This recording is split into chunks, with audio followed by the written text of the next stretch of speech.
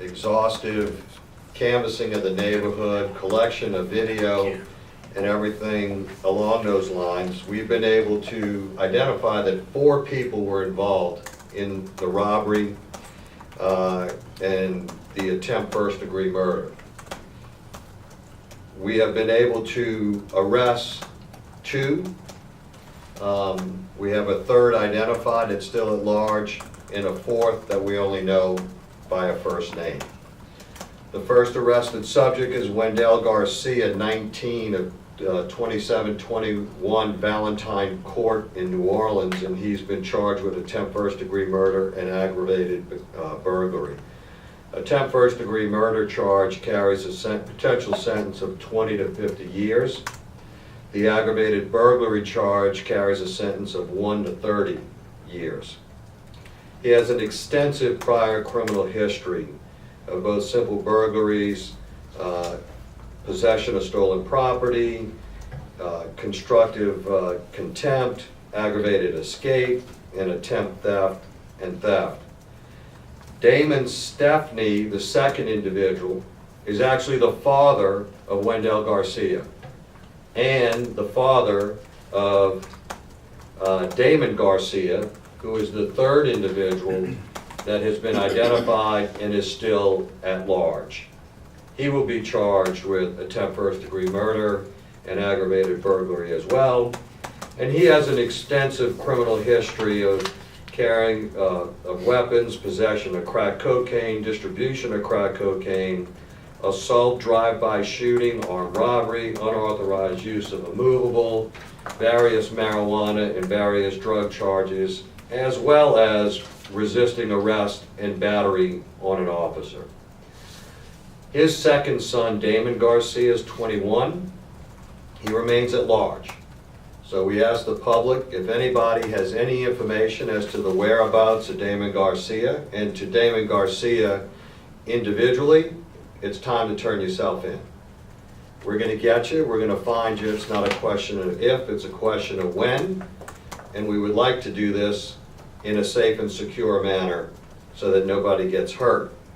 His prior criminal history: 3 counts of battery on a school teacher, simple assault, battery on a police officer, resisting arrest, simple battery, armed robbery, 2 counts of illegal use of a firearm, drug charges, felony criminal damage to property, shoplifting, possession of marijuana, possession of stolen things, and the list goes on and on.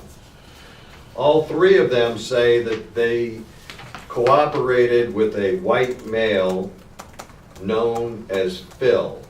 And we're still working to try and determine the identity of Phil in this particular case. Now, this case has an interesting spin to it. As I said, it was a drug rip. Once we were able to establish and have the necessary probable cause, we also, shortly after, within a day, started to have a criminal investigation into the tenants of 409 Oaklawn Drive. And as a result of that, we arrested Chad Brissett and for possession of cocaine and marijuana and psilocybin, which is mushrooms. And Brissett was booked into the JPCC on possession of those with the intent to distribute. Also, one of the tenants, Homer Zametta, a white male, 27, was also arrested for possession of marijuana. There was one other individual in the home, or tenant, that was not arrested. Some of the media outlets had stated in their previous reporting of this matter that we had indicated that the shooting victim in this case,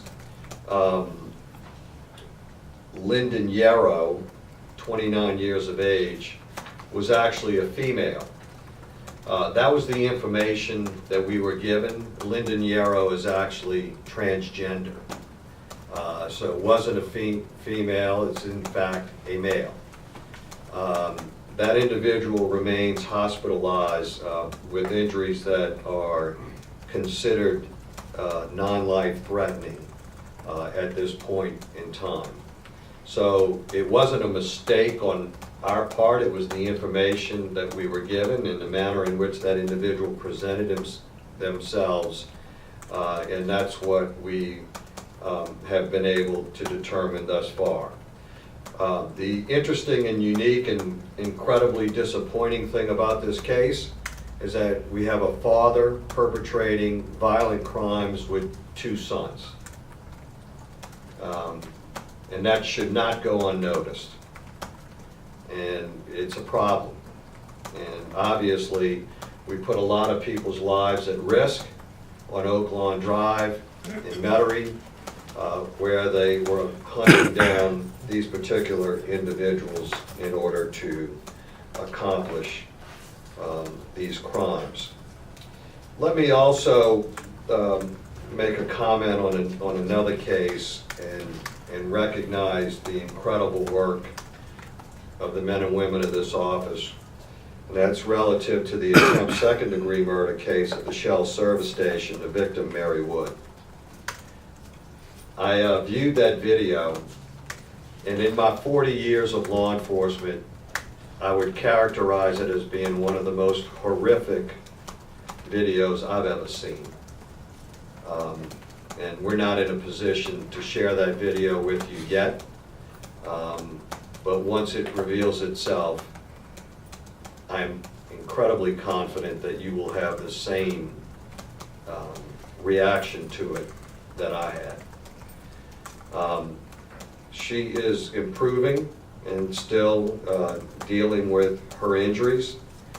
Davis Reeves, the arrested subject, we were able to gain his identity through fingerprint analysis and DNA in a very, very short period of time, and within not too many hours began to close in on this particular individual for being responsible for this crime. Ms. Wood's family, let me thank them. They have both written and have said many times they truly appreciate the work of the JPSO in this matter and bringing closure to this case. And we appreciate that and wish you the best and Godspeed in her recovery.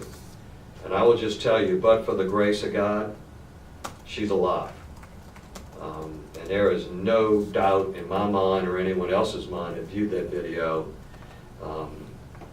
that his intent to kill, I have never seen it overtly displayed in any video I've ever seen in my life as readily apparent as it was in this video.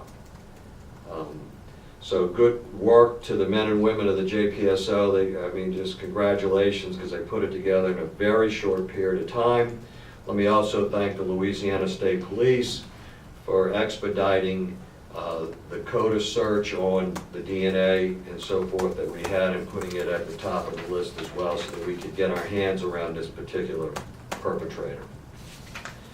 Finally, let me say on the East Jeff High School case that we continue to have significant assets and resources investigating that matter, conducting dozens of interviews, closing in on the identity of the 2 individuals in the video. I say to them yet again, it's time to turn yourself in. This is not a question of if, it's a question of when. The evidence is beginning to mount, and your time is now. And we're not going to give up on this case until we get it to closure, one way or the other. And I want to thank the administration of East Jeff High School as well as the school board administrators and members of the school board for their level of cooperation and concern in helping facilitate this investigation and moving forward. So with that, I'll be happy to answer any questions that anyone may have. Sheriff, how do you think the suspects came to know these victims? Just through drug activity? Probably so. There's still pieces and parts that are out there that we're trying to get our hands around.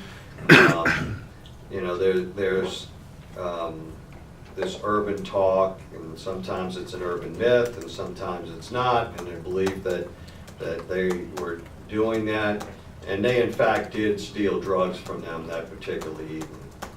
Looking at Wendell Garcia, 19-year-old with an extensive criminal history, can you talk about that? I mean, he's already got 12 counts, simple burglary, constructive contempt, all kinds of things on there, a 19-year-old. Yeah, I mean, you know, it's disconcerting, I mean, because we come through a system where sometimes we don't recognize and realize that within 2 years of reaching majority, they're headed to DOC, which is where he's going to be headed this time. And the fact of the matter is we're running amok, and we have to be very careful as to how we deal with these particular individuals when they're able to develop a rap sheet as long as this in such a short period of time. And I'm not sure whether any of these are actually any juvenile crimes that he may have been involved in. So, yeah, it's disconcerting, and what's more disconcerting is that obviously this is a generational thing within this family because his co-perpetrator is his biological father. You know, and hopefully upon completion of this case, we don't have to worry about this crime family any longer, because if there's anybody in this room that thinks we're going to rehabilitate these three individuals, we're sadly mistaken. The fact of the matter is they're in the business of perpetrating crime. Can you clarify how it was that Wendell was caught on surveillance camera? It looked like he approached another home, so we had heard that they were just going down the neighborhood. I think, you know, they were attempting, and correct me if I'm wrong, to locate the actual address of these folks and maybe others, and seeing if there's any other opportunity, and he just happened to get caught on one of those doorbell cameras. And it was, and actually captured a nice visual of this individual. So, you know, they were in the neighborhood looking around. We actually found some evidence in another part of the neighborhood once we begun our search and canvassing of the neighborhood to be able to piece this together.